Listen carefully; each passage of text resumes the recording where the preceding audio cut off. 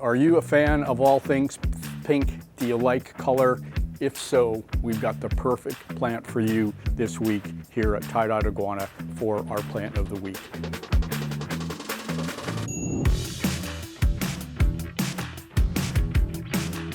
It is Hypoestes, also known as the polka dot plant because it is vibrantly polka dotted, as you will be able to see.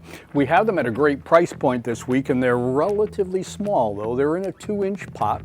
And if you look closely, you can see that these are really a colorful plant. These happen to be in the pinkish reddish category, and as they grow, the vibrancy of these leaves is really something special. It's one of those plants that is not known for flowering, but it's just known for the leaves. And it is a relatively clumpy plant as it gets a little bit larger. And by clumpy plant, we showed you our Fittonia a while back. You can see how clumpy and moundy this is. Your Hypoestes will get the same way, but it does require a little bit of attention and a little bit of maintenance on your part. Sometimes we get these leggy branches that are coming off. You just need to go ahead and snip those. Those are good for propagation. I'll talk about that in just a second. Watering really important on the Hypoestes, and it will let you know if you're not doing the watering properly.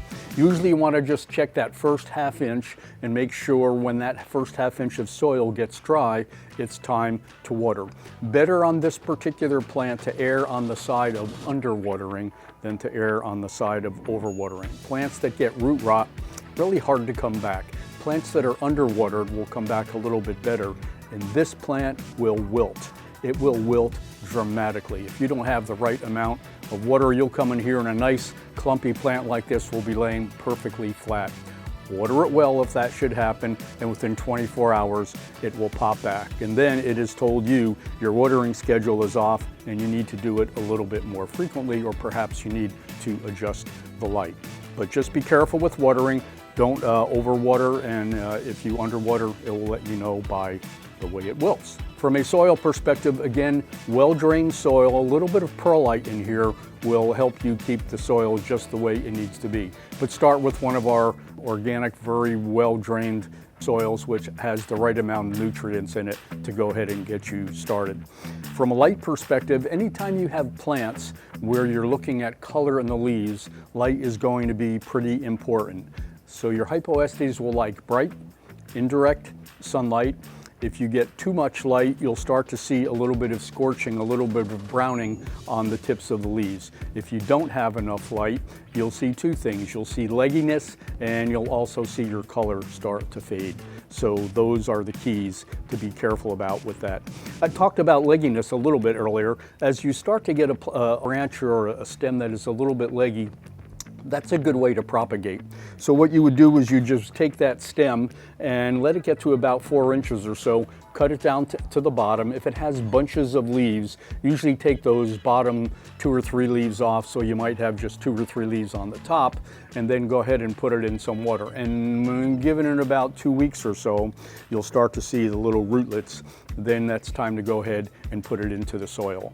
From a temperature point of view, if your inside temperature is comfortable, you're probably going to be good with your Hypoestes. It likes temperatures of about 65 to 85 degrees. It also likes humidity. With this plant, because it doesn't have any of those fuzzy leaves like some of our plants do, you can go ahead and mist it. A humidifier works well, or if it's sitting in a tray of pebbles that are covered with water, that will go ahead and give it the proper amount of humidity as well. It's a very flexible plant that you can use in a lot of environments. It is non-toxic, so if you want to use it in a habitat, if you want to use it in a vivarium, if you just want to use it as a house plant, you don't have to worry about the toxicity of anything really becoming a problem. I would just be careful that you make sure you put it in an area where it's going to get enough light. That really is something that's very important. As it grows, like I said, this is known for being a moundy, clumpy plant. It's not going to be something that spills or vines or trails or climbs up a trellis. And again, this is the 2-inch pot. It won't be long, however, before this one will start to grow. And when that happens, go ahead and repot it. Probably put it in a 4-inch pot.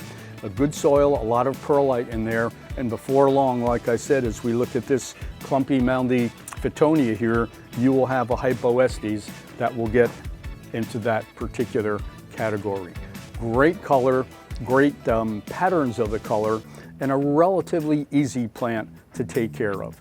We don't get lots of the Hypoestes, but we do have a few of them in the store right now. Common name again is the polka dot plant, but if you're looking for something that's vibrant, that's got color, and will do well in virtually any environment, our plant of the week this week is for you. Hypoestes, the polka dot plant.